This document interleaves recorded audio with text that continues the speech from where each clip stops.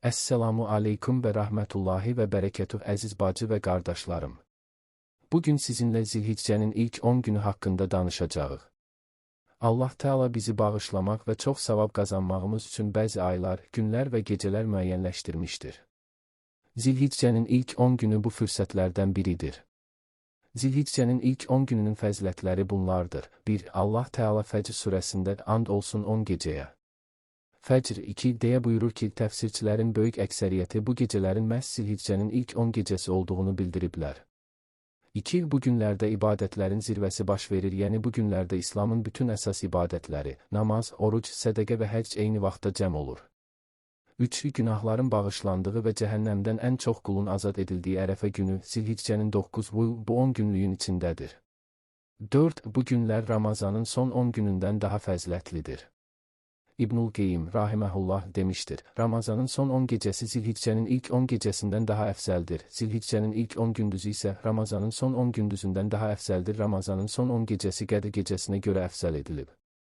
Zilhiccənin ilk 10 gündüzü isə Qurban günü, Ərəfə günü və Tərviyə gününə Zilhiccənin 8-i görə əfzəl edilib. Bəs bu günlərdə hansı əməlləri etməliyik? 1. Həcc və ümrə etmək. Kim bu evə gələrsə, Kəbəyə həcc və ya ümrə ziyarəti edərsə və bu zaman mübahisə etməzsə, günah işlətməzsə, anasının onu dünyaya gətirdiyi gün olduğu kimi günahsız geri qayıdar. 2. Təkbir və zikr etmək. Bu günlərdə təhlili, la ilahə illallah, təkbiri, Allahu Əkbər və təhmidi, Əlhəmdülillah çoxaldın. İmam Buxari rahiməhullah demişdir, İbn Ömər və Əbu Hüreyrə radiyallahu anhum bu 10 gündə bazara çıxıb təkbir gətirər, insanlar da onlardan sonra təkbir gətirərdilər. O, həmçinin demişdir, Ömər radiyallahu anhu Minada öz qübbəsində təkbir gətirərdi, məscid əhli də onu eşidib təkbir gətirərdi, bazarlarda olanlar da təkbir gətirərdi, bununla da Mina təkbirdən silkələnərdi. Təkbirin bir neçə deyiliş forması var, ən səhihlərindən biri budur, Allahu Əkbər, la ilahə illallah. Vallahu Əkbər, Allahu Əkbər və lilləhil həmd. Bu 10 gündə edilən təkbir 2 növdür. 1. Mütləq təkbir, Zilhiccə girəndən 13-cü günün sonuna qədər bütün vaxtlarda deyilir. 2. Müqəyyəd təkbir, birincisi Ərəfə gününün fəcr namazı, sonuncu isə 13-cü günün əsr namazı olmaqla hər namazın arxasıca deyilir. Allah Teala buyurur, qoy öz mənfəətlərinin şahidi olsunlar və məlum günlərdə Allahın onlara verdiyi heyvanları qurban kəsərkən Allahın adını çəksinlər. Əl-Həcc 28. Başqa bir ayədə isə belə buyurur, sayı müəyyən olan günlərdə Allahı zikr edin. Əl-Bəqərə 203. İbn Abbas radiyallahu anhümə demişdir, məlum günlər 10 gündür, Zilhiccənin ilk 10 günü, sayı müəyyən olan günlər isə təşrik günləridir, 11,12-13-cü günlər. 3. Oruc tutmaq. Oruc ən əzəmətli ibadətlərdən biridir.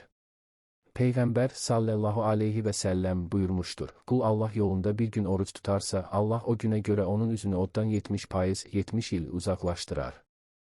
Peyğəmbərin sallallahu aleyhi və səlləm bəzi zövcələrindən rəvayət olunan hədisdə deyilir. Peyğəmbər sallallahu aleyhi və səlləm Zilhiccədən 9 gün oruc tutardı.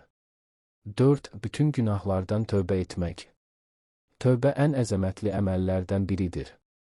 Allah Teala buyurmuşdur, həqiqətən Allah tövbə edənləri sevir və təmizlənənləri də sevir. Əl-Bəqərə 222.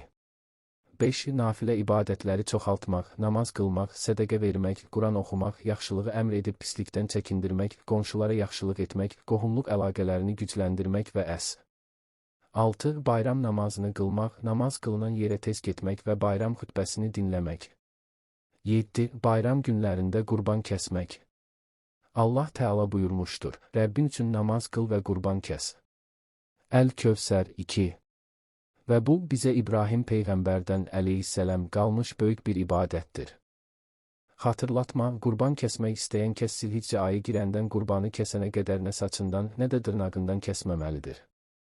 Peyğəmbər sallallahu aleyhi və səlləm buyurmuşdur, Zilhiccənin hilalını gördünüzsə, sizdən biriniz qurban kəsmək istəyirsə, saçından və dırnaqlarından götürməsin. Muslim. Aləmlərin Rəbbinə həmd olsun. Allah razı olun. Allaha əmanət olun vəssalam.